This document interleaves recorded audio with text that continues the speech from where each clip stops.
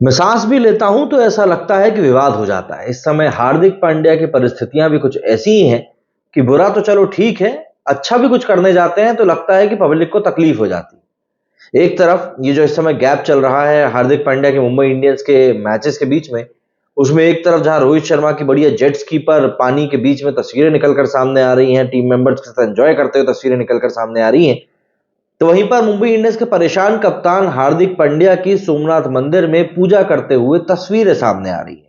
अब मैं जानता हूं अगर आप सोमनाथ मंदिर गए होंगे तो आपके जहन में भी ये बात आई होगी कि यार वहां पर तो मोबाइल अलाउड है ही नहीं, फिर यहां पर ये तस्वीरें कैसे आ गई। तो भैया वीआईपी कल्चर भी इंडिया में ही है, शायद आपको याद नहीं होगा। क्योंकि बात सिर्फ उस तस्वीर की नहीं है जो मंदिर के बाहर ऐसे हाथ जोड़कर पांड्या ने खिंचवाई है। बात है उन तस्वीरों की, उन वीडियोस की जो इन्होंने अभिषेक करते समय भी खिंचवाई हैं, बनवाई हैं। मतलब हेड्स ऑफ है, मतलब पांड्या साहब की जो पीआर एजेंसी है ना, उसको बिल्कुल हेड्स ऑफ है। उन्होंने बहुत बढ़िया मौका तलाशा। उन्होंने देखा कि भैया पब्लिक जो है नाराज है, गुस्सा है और पांड्या साहब को बिल्कुल भी तवज्जो नहीं दे रही है, तो एक काम करते हैं, भाई ये लोग तो धर्म के नाम पे पागल हैं, तो धर्म को ही सहारा बना ही लिया जाए। जब पॉलिटिशियंस को धर्म के नाम पर इतना फायदा हो जाता है तो क्रिकेटर्स को भी हो ही जाएगा। वरना आप मुझे बताइए, आप जब पूजा अर्चना करने के लिए जाते हैं, जब आप अभिषेक करने के लिए जाते हैं, तब आपने कितनी बार अपने साथियों को बोला कि भाई जरा वीडियो बना देना मेरा। हाँ, फोटो वोटो खिंचाना एक अलग बात होती है कि भाई भगवान की मूर्त के सामने ऐसे खड़े होकर हाथ जोड़ के बढ़िया आस्था में फोटो खिंचा ली, वो समझ में आता है। लेकिन बाकायदा वीडियो बनवाना और मीडिया में उसका फिर जारी होना, ये थोड़ा सा ओवर एग्जेजरेटिंग लगता है।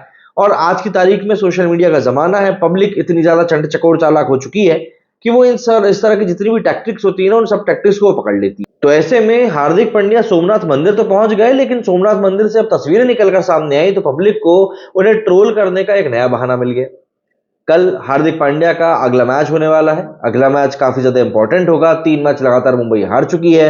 अगर एक आध मैच और यहां से ऊपर नीचे कुछ हुआ तो ना सिर्फ हार्दिक पांड्या की कप्तानी पर बल्कि मुंबई इंडियंस के प्लेऑफ के लिए क्वालिफाई करने के ऊपर भी सवालिया निशान खड़े हो जाएंगे। पहले जरा चलते हैं और देख लेते हैं किस तरह के मीम्स शेयर किए जा रहे हैं सोशल मीडिया पर हार्दिक पांड्या की सोमनाथ विजिट को लेकर।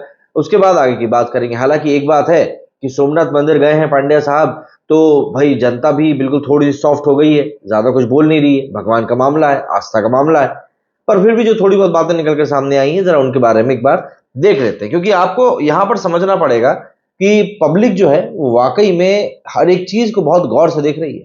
अब यहां पर आप देखिए, शुभम ने लिखा है कि had baby before marriage, married to Christian, disrespecting senior player on and off the field, left franchise for money, now god giving karma to him, he thought hate will disappear but bro wait for the real hate. अब देखिए, ये थोड़े से यहाँ पर personal messages हैं जो आप देख रहे हैं, शादी का, बच्चे का, ये थोड़ी पर्सनल चीजें हैं। देखिए, आप किसी प्लेयर को ट्रोल कीजिए, आप किसी प्लेयर के ऊपर सवाल उठाइए, आप चाहे उसके खेल को लेकर उठाएं, आप उसके डिसीजंस को लेकर उठाएं, लेकिन मुझे ऐसा लगता है कि किसी भी खिलाड़ी के पर्सनल स्पेस में जाना शायद वो इतना भी बुरा डिजर्व नहीं करता है। तो हम लोगों को भी वो चीज नहीं करनी चाहिए। एटलीस्ट उस चीज से तो एटलीस्ट बचना चाहिए। भगवान भरोसे, बिल्कुल भगवान भरोसे ही अब सिचुएशन है और इसी को लेकर यहां पर सवाल खड़े हो रहे हैं कि भैया ये आखिर क्या चक्कर है फोटो तस्वीर का। Camera pics is not allowed in Somnath, यही यही हम चीज बोल रहे थे जो भाई साहब ने बोली। The only way am I can win games now, भाई भगवान के भरोसे ही हैं अब। प्लेयर्स तो क्योंकि जिता पा नहीं रहे, प्लेयर्स तो अपने गुंताड़े में ही लगे हुए हैं कि भाई क्या सही रहेगा क्या गलत रहेगा। इन्होंने लिखा, I must say he has hired the best PR team. हाँ, ये बिल्कुल मैं भी कहूंगा कि बहुत बढ़िया पीआर टीम इन्होंने हायर करी है और उस पीआर टीम को पता है कि कब कहां पर क्या चीज करनी है जिससे कि पब्लिक के सेंटिमेंट्स अपने हक में आ जाए। लेकिन शायद यही पीआर टीम ये भूल रही है कि पब्लिक बिल्कुल एकदम अंधों की तरह बेवकूफ भी नहीं है। ये बात भी आपको समझनी पड़ेगी। अमित ने लिखा है कि nice attempt Hardik Pandya, have you get some genuine sympathy after this puja part, better than the paid PR that is happening to control the backlash, ridiculous tactics। इनका कहना है कि हो सकता है कि आपको एक जेन्युइन सिंपैथी मिली होगी ये सब पूजा पाठ करके, बेटर उस पेड पीआर से जो कि आपके बैकलैश को लगातार कंट्रोल करने की कोशिश कर रही है ना, उससे तो कम से कम बेहतर ही रही होगी। यहां पर ये चीज बताने की कोशिश की जा रही है। पीआर वाकई में हालत खराब कर देती है भाई। पीआर टीम ने कहा करना तो पड़ेगा। देखिए, मतलब लोग इस बात को मानते हैं ना कि आप पूजा पाठ भी करने के लिए गए हो तो कहीं ना कहीं पीआर के साथ गए हो। क्योंकि अगर आपको वाकई में पूजा पाठ करनी होती, आपको भगवान में ध्यान लगाना होता, तो आप कैमरों के साथ नहीं जाते वहां पर, है ना, कि भैया वीडियो फोटो बनाना है।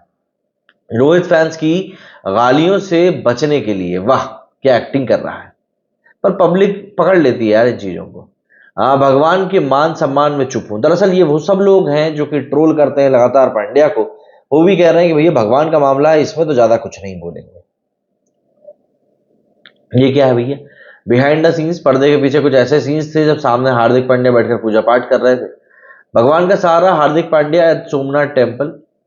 आज खुश तो बहुत हो गए तुम, मतलब हार्दिक पांड्या के फैंस को बहुत अच्छा लगा होगा कि भैया देखो, सीजन बचा लो भगवान। अब तो भगवान की शरण है, मैं वही बोल रहा हूँ शुरुआत से, भाई भगवान भरोसे ही है।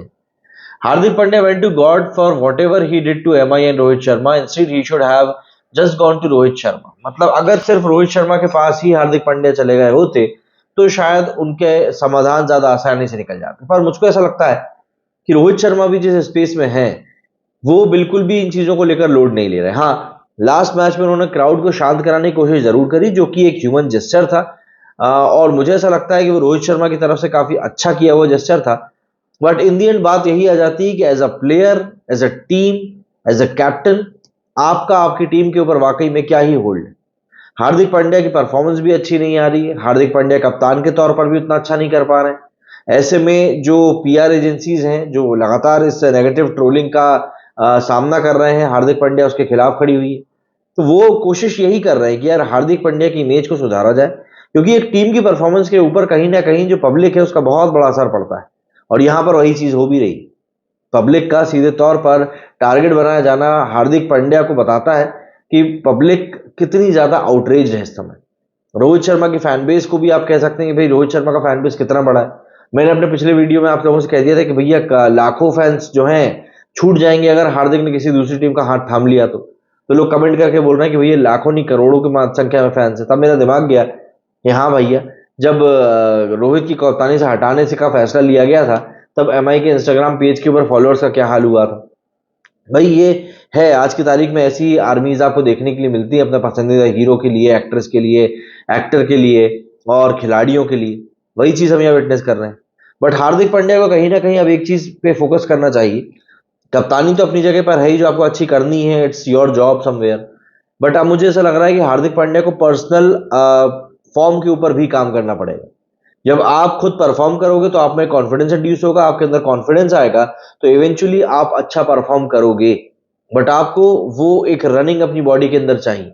अगर वो रनिंग आपकी बॉडी में नहीं आएगी तो कहीं ना कहीं समस्या इसी तरीके से बढ़ती जाएगी। क्या कहना है आप लोग इस बारे में कमेंट करके जरूर बताइएगा। मेरे इस वीडियो फिलहाल इतना ही। जय हिंद, जय भारत। और हाँ, पांड्या का अगला मैच कल होने वाला है। कल का मैच काफी ज्यादा इंपॉर्टेंट होगा, क्योंकि कैप्टेंसी को लेकर भी काफी बातें चल रही हैं कि भाई कैप्टेंसी रोहित शर्मा को दी जा सकती है।